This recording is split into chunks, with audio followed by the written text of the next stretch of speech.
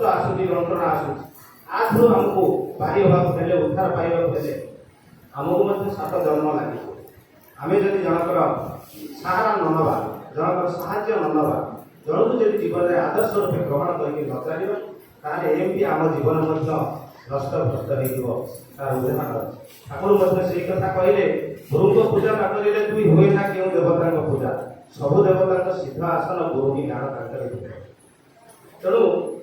ये तो आज मासिक सत्संग आम सांगठनिक सत्संग तो ये जो सत्संग आम कर उद्देश्यता भी कौन ताकू आम चिंता करने पड़े आम गोटे परिवार रमेश भाई गोटे भजन बोलुले सब सुंदर ये दुनिया में जहाँ आम देखुचे सुंदर से सुंदरटा आम पाइचे को जदि आलोक न था सूर्य न था ताहले आम जीवन में बंचा कष्ट होता से भगवान राति जो सूर्य अस्त हो जामको अंधार कर दे से अंधार जदि न था जीवन नष्ट होता तो गछ देखु वृक्ष देखु जहाँ आप देखी चलिए सब जाक से भगवान भगवान नदेले भी आम बंचार कष्ट होता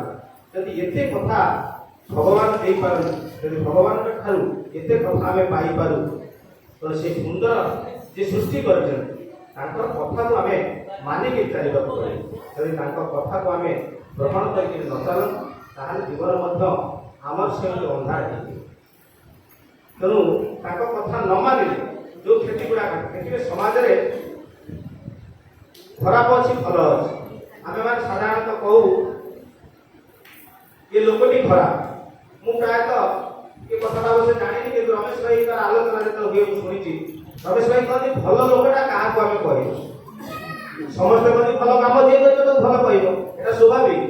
कि ठाकुर को धरी सारापर आम जानू जो मैंने खराबटा को नहीं खराब लोक को नहीं चल चलन से लोकटा हूँ वास्तविक भल स्वाभाविक जी भल सब भल प्रिय परम ठाकुर को आम ग्रहण कर ठाकुर पाखक खराब लोक आसुच्च केवल भल लोक आसुना जो खराब लोक आसुच्च ठाकुर धरी नहीं चली बोली आज से लोक धीरे उत्तरतर तार उन्नति होपर जाए से खराब लोक कभी पकई ना चोर पाखक आसी साधु पाखक आसी विद्वान लोक आसी समस्त प्रमाण कर पागल आसी समस्त से धीरे धीरे देशिया पाखक आसी क्या से भल बाट को न आनी तार उदाहरण हूँ प्रिय परम शिशु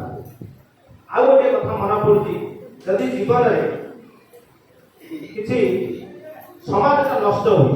चिंता करने को पड़ो भल लोकों समाज नष्ट हो खराब लोकों समाज नष्ट हो जी खराब लोक से खराब काम कर भल लोक प्रशय फल सब किसी नष्ट हो से कथा मन भावुली जदि आम समस्त गोटे परिवार ठाकुर चाहती ठाकुर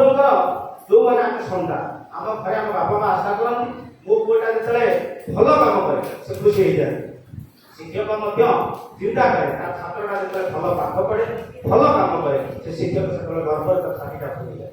तो जमी पितामाता गर्व हुए शिक्षक गर्व हुए से प्रिय परम खुशी केवल हमें जिते तार भक्तटा ठाकुर कथाटा को मानिक चले गुरुंर कथाटा को मानिक चले से समय तार गर्वटा हो जाए खुशी हो तो सेमती जो मैंने भल लोक जदि से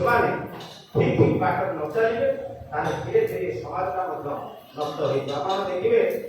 सब अच्छी पुराण शास्त्र अच्छी द्रौपदी वस्त्र हरण होता भगवान समस्त को रक्षा कर ईश्वर तुमको पाती भल से किए अच्छी कह जदि न पाऊ भल पाउसरे खड़ा द्रौपदी वस्त्र हरण हो देखिए रक्षा कर बसी भा भा योद्धा अच्छा पितामह भीष्म अच्छा देखुं जदि से पार्टी टे खोली नहीं था जदि टे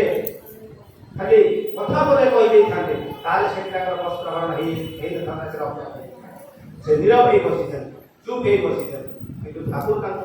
रक्षा के दुई बाबूटा टेकी एमती भल भल लोक जो मुहटा चुप हो जाए से नीरव हो जाए से देखिए धीरे धीरे धीरे समाजटा नष्ट समाजटा खराब आस तेणु सेमती आम मैंने जो सांगठनिक सत्संग उपस्थित होती कारण हूँ तार उद्देश्य हूँ केवल ठाकुर कथा तो मानि चलवा तत्सहित आ गए कथा चिंता करेंगे भगवान आम बहुत आम समस्ते प्राय 3 ताला 3 ताला 4 ताला कोटा कर मंदिर आम 3 ताला है भावनाटा सब रहा दरकार যেপର୍ଯ୍ୟନ୍ତ ଆମେ ଭବନରେ ବ୍ୟସ୍ତ ରହିବା, ଭାବନାଟାକୁ ଯେପର୍ଯ୍ୟନ୍ତ ଆମେ ପରିବର୍ତ୍ତନ ନ କରିଥିବା, ଭାବନାକୁ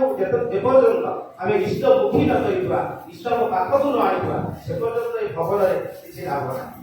ତେଣୁ ଆସନ୍ତୁ ଆଜି ପରିଶେଷରେ ସୁକାନ୍ତ ଭାଇ ଏବଂ ଶରଦ ଭାଇ ମନ୍ଦାକିନୀ ମା ଫିଲିମା ଯେଉଁ ସତ୍ସଙ୍ଗ ପ୍ରଦାନ କରିଛନ୍ତି, ପ୍ରିୟ ପରମଙ୍କ ପାଖରେ ପ୍ରାର୍ଥନା ରଖେ ସେ ସୁଖରେ ରୁହନ୍ତୁ, ଶାନ୍ତିରେ ରୁହନ୍ତୁ, ଆନନ୍ଦରେ ରୁହନ୍ତୁ। ପ୍ରିୟ ପରମଙ୍କ ଦୟା ତାଙ୍କ ଉପରେ ଝରି ପଡ଼ୁ ଏବଂ ଆପଣମାନେ ଏଠାରେ ଯେଉଁମାନେ ମହତୀ ସତ୍ସଙ୍ଗରେ ଉପସ୍ଥିତ